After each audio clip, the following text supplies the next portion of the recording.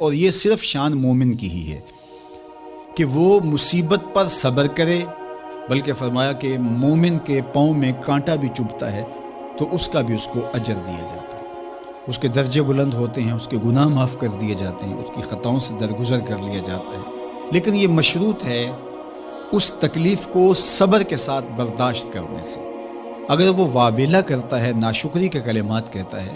تو تکلیف تو ختم نہیں ہوتی لیکن اجر زائل کر دیا جاتا ہے۔ تو اس لیے ہمیں ہر صورت کے اندر صبر کے دامن کو مضبوطی سے تھامنے کی تلقین کی گئی ہے، اور اہل ایمان کو یہ بھی سبق دیا گیا کہ جب انہیں کوئی بھی مصیبت پہنچتی ہے تو وہ کہتے ہیں انا للہ و انا الیہ راجعون، کہ ہم اسی کے ہیں اور اسی کے حضور پلٹ کے جانا ہے۔ تو یہ وہ امر ہے کہ جو ان کی طبیعت کے اندر ٹھہراؤ پیدا کرتا ہے اور ان کی زندگیوں کے اندر اللہ تعالیٰ جل شانہ پر جو یقین ہے اس کا پتہ دیتا ہے۔ اگر مصیبت کو اللہ کی طرف سے سمجھ کے، مان کے صبر کیا جائے، اس کو مقدور سمجھا جائے،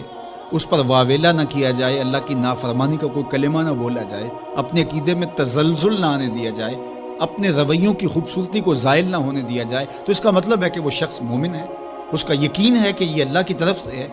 تو پھر اس کے یقین کے صلے کے اندر اللہ اس کو پھر ہدایت قلب کا چراغاں نصیب کرتا ہے۔ اور فرمایا واللہ بکل شیء علیم، اور اللہ ہر شے کو جاننے والا ہے، اسے پتہ ہے کہ کسی پر مصیبت نازل کیوں کرنی ہے، اور اس مصیبت سے اس کا امتحان لینا مقصود ہے، اس کے درجوں کو بلند کرنا مقصود ہے، اس کے گناہوں کو معاف کرنا مقصود ہے، اس کو کسی آزمائش میں ڈال کر کے اس کو مزید کندن بنانا مقصود ہے، یا اس کا کیا مقصود ہے، اس کو سزا دینا مقصود ہے، یہ اسے پتہ ہے۔ تمہارا رب تمہاری طرف آنے والی جو تکلیفیں ہیں ان کے اندر ہزارہا پنہا حکمتوں سے واقف ہے۔ یہاں یہ بات بھی سمجھنے کے قابل ہے کہ